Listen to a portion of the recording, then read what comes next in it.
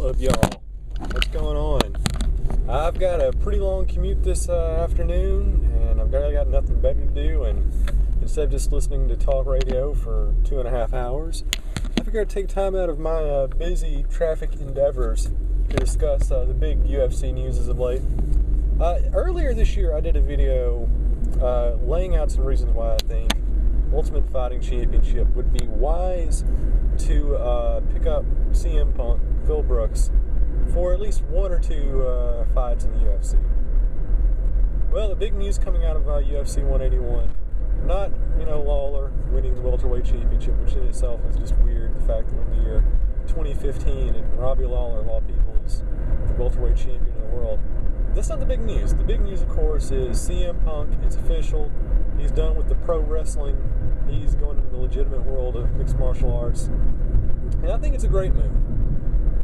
There are some caveats here that we can get into. I don't think it's 100%, great. I will kind of accept some of the logic from the haters out there as to why this is a bad idea. But I think on the whole, it was pretty much a necessary move by the UFC. I mean, you saw the money was there. It's going to bring in people that aren't normally fans of UFC. They're going to at least order the pay-per-view. You're going to get more exposure. And if you hadn't done this, you know what? He would have ended up with Bellator or a World Series of Fighting or one of these smaller organizations. Why give them the opportunity to have extra publicity when, you're right there at the table? I will open up on a couple of things. Obviously, CM Punk, he's not, the traditional pro wrestling to MMA type of talent we've seen in the past. Brock Lesnar, as much as he was hated, you have to admit the guy, he was an NCAA champion. He had a legitimate wrestling background as an amateur. All these other guys, these crossover guys like Herschel Walker, obviously he's a football player. Matt Mitrione, also a football player. So transitioning from one sport or pseudo sport to another, I mean, we have seen these guys kind of do it with a modicum of success. Obviously, Bobby Lashley's been doing pretty well for himself after making the leap from pro wrestling to MMA. And what about, all the old school guys, Ken Shamrock and, Boss Rutan, and obviously, Kazushi Sakuraba, all due to come from pro wrestling backgrounds. So I'm not necessarily buying the argument that just because someone is traditionally a pro wrestler, that's their bread and butter, that they can't be decent MMA fighters, because, of course, there's evidence that is possible. The difference between CM Punk and all these other guys is he doesn't really have an athletic background in any legitimate sport. Like, I was looking at his record earlier, and I don't even think he even played high school sports. So this is a guy who's going in here not only with a 0-0 record, but really no sort of legitimate sports background whatsoever. Say what you about James Toney, he's one of the best boxers of the last 30 years. He gets a pass because he has a legitimate athletic field and a track record somewhere. CM Punk, not so much.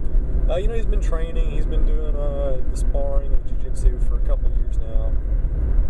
As far as who his camp's going to be, we don't really know. The early rumors I've heard have been with Ronda Rousey's camp. I don't know. Maybe he can go do something with Greg Jackson and use the facilities. Probably not going to do that, though. That'd be my advice, but he's not going to.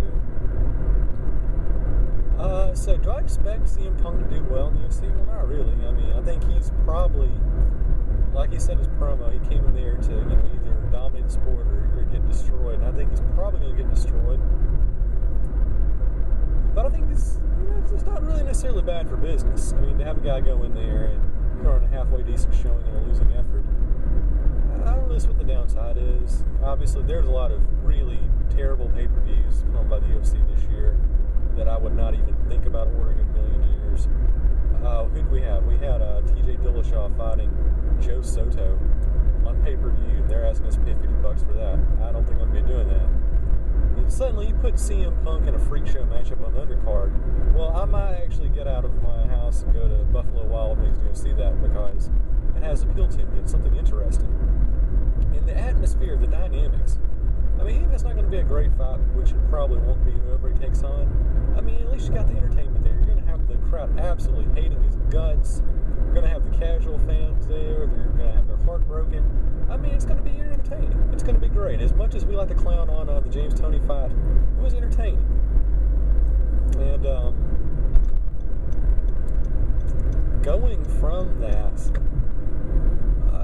don't see him as a long-term investment. He's not going to have a Brock Lesnar type career where he's semi-successful or definitely a world champion. But I don't see what the horrible downside here is. I think he'll do probably 1 or 2 fights, maybe 3. I think he'll lose all of them.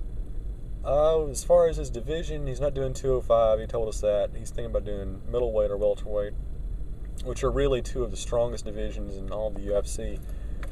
I don't see him taking on anyone really relevant. He's not going to fight Johnny Hendricks. He's not going to fight Chris Weidman. He's not going to take on any of these guys. You know, there's lots of soup cans out there, a lot of really old guys who still have some sort of name brand value. Guys like Phil Baroni, maybe, I think could be a possible opponent. But beyond that, you know what I was kind of thinking earlier? I didn't think about this until recently.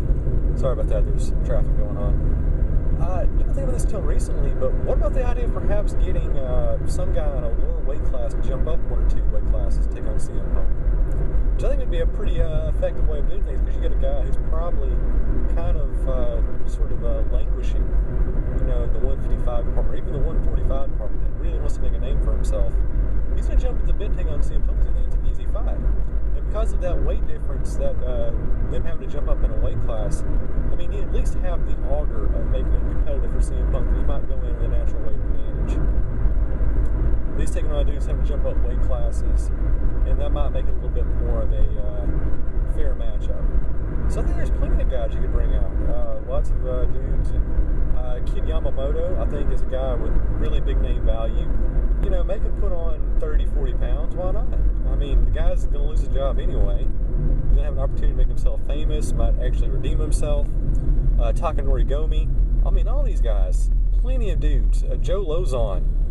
All these dudes that have some sort of name brand appeal that I think could ultimately serve as a competitor for CM Punk in a fight that could be competitive.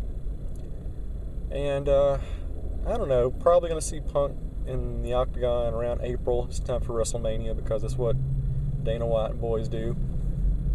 First opponent, like I said, probably going to be a 155 or a 145 pound guy jumping up to 170 or 185.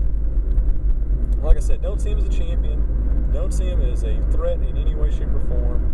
He'll probably be retired from the sport by the end of 2015. But you know what? We're going to get at least one really interesting freak show fight out of it. And if that's the worst that's going to happen, I don't think guys know what you're complaining about.